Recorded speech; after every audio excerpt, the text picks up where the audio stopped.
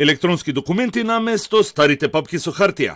Дигиталната инфраструктура и поврзувањето не се само предуслов за управување со јавните ресурси и финансии, туку и клучен фактор за економска стабилност и напредок, а степенот на отпорност кон надворешни влијанија и кризи е право пропорционален со степенот на дигитализација на државата.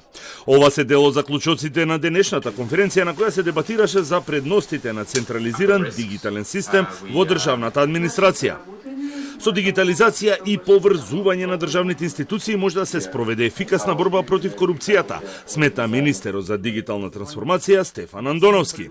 Приоритет на владата е што повеќе институции да се приклучат на платформата за интероперабилност, која во моментов не се користи доволно.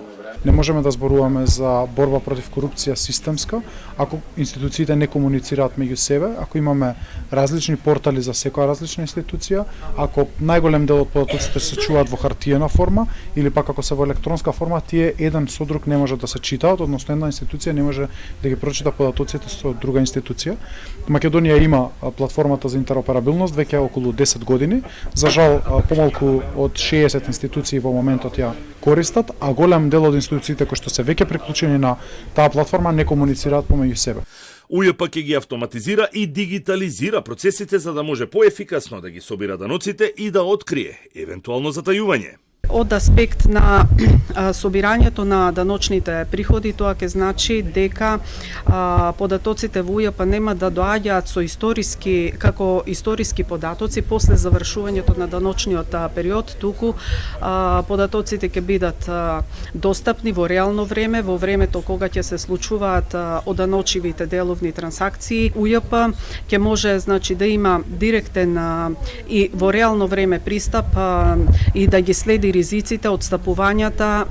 Обучен кадар во државата има, но има и конкуренција на пазарот, па затоа државата мора да вложува за да го искористи нивниот потенцијал, но и да создаде нов. Голем број на студенти се запишуваат, дипломираат помал дел од нив, од околу 40%. Меѓутоа, голем дел од нив наоѓаат и работи пред да дипломираат и се вклучуваат на пазарот на трудот. Индустријата и пазарот на трудот е вистина алчен за